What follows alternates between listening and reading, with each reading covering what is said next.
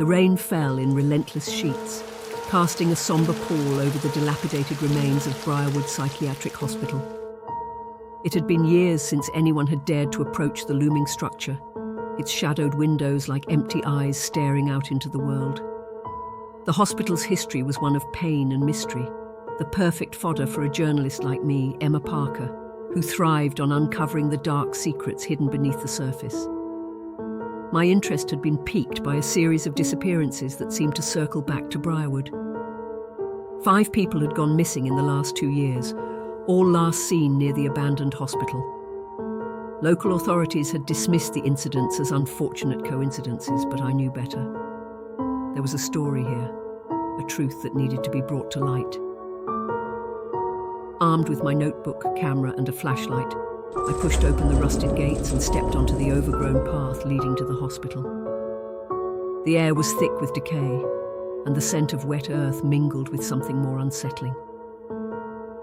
As I approached the front doors, the wind howled through the broken windows, carrying with it a mournful whisper. Taking a deep breath, I pushed open the heavy doors and stepped inside. The foyer was a cavernous space, its walls adorned with peeling paint and crumbling plaster. Old furniture lay strewn about, forgotten and covered in dust. I snapped a few photos, my camera's flash momentarily illuminating the darkness. My footsteps echoed as I ventured deeper into the hospital. Each room I passed told a story of neglect and abandonment.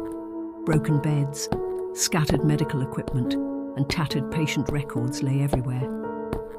I paused to examine a particularly intact file, its yellowed pages detailing the life of a patient named Samuel Reeves. Samuel had been admitted to Briarwood in the early 1980s, diagnosed with severe schizophrenia. His file was filled with notes on his delusions and hallucinations, but what caught my eye was the last entry. It mentioned a mysterious epidemic that had swept through the hospital, leading to its sudden closure. The staff had been overwhelmed, and many patients had perished. Samuel was among the last recorded patients, and his fate was unknown. My heart raced as I realized I might be onto something. The epidemic, the disappearances, and Samuel Reeves, they were all connected. Determined to uncover the truth, I pressed on, my flashlight casting eerie shadows on the walls. The deeper I went, the colder the air became. I shivered, pulling my coat tighter around me. The silence was oppressive, broken only by the occasional drip of water from the ceiling. Then I heard it, a faint, almost imperceptible whisper. Help us!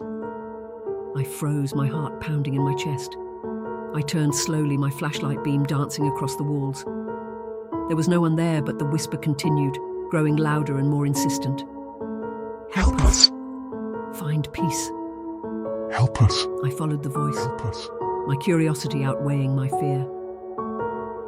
It led me to a staircase descending into the basement. The steps creaked under my weight as I descended, the darkness growing thicker with each step. At the bottom, I found myself in a long corridor lined with metal doors. My flashlight flickered and I cursed under my breath. I tapped it and the beam steadied. I moved cautiously down the corridor, peering into each room I passed. Most were empty, but one door at the end stood ajar.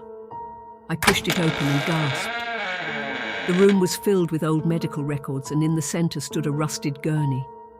On it lay a skeletal figure, its hollow eye socket staring up at the ceiling. Clutched in its bony fingers was a journal, its cover marked with the name Samuel Reeves. I approached the gurney, my hands trembling as I reached for the journal. As I opened it, the air grew colder and the whispers intensified. Find the truth. Free us. I began to read. The journal detailed Samuel's final days in the hospital. He wrote of strange occurrences, of shadows that moved on their own, and of a voice that spoke to him in the dead of night. He described the epidemic as a curse, brought on by the tormented spirits of those who had suffered and died within the hospital's walls.